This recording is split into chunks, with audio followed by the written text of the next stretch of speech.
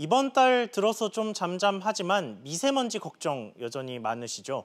언론에서도 다양한 미세먼지 관련 소식을 매번 전해드리고 있습니다. 그런데 이번에는 좀 독특한 자료가 나와서 소개를 해드리려고 합니다. 바로 미세먼지의 농도와 상관없이 미세먼지 뉴스의 양과 소비 패턴의 연관성을 분석한 자료인데요.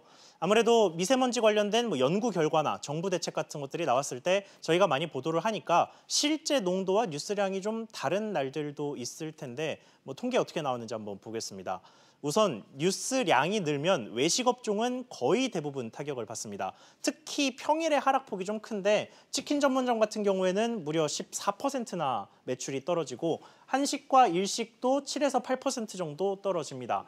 여기에 특히 아이스크림 전문점 같은 경우에는 평일 매출이 23%나 줄어듭니다. 여가 관련된 업종들도 타격이 좀 있는데요. 우선 영화나 공연장 같은 경우에는 25%나 평일 매출이 떨어지는데 주말 역시 17%나 매출이 떨어집니다. 여기에 리조트나 콘도 같은 경우에는 평일에는 거의 40% 가까이 매출이 떨어지고 휴일에도 20% 가까운 타격을 받게 됩니다. 하나 조금 더 흥미로운 결과가 있는데 신차와 중고차의 결제액도 달라집니다.